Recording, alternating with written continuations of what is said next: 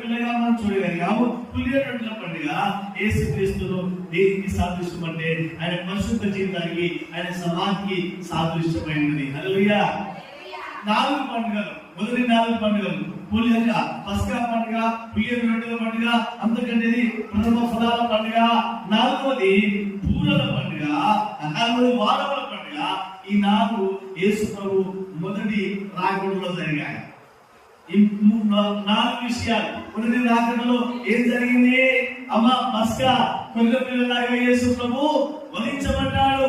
పులియని రొట్టెల పిండిలాగా యేసు ప్రభు పరిశుద్ధుడిగా సమాధి చేయబడ్డాడు. ఇవి జరిగిన కార్యాలు. హల్లెలూయా. మీకు అర్థమైందంటే బోలో క్రీస్తు మహారాజ్కి హల్లెలూయా. హల్లెలూయా.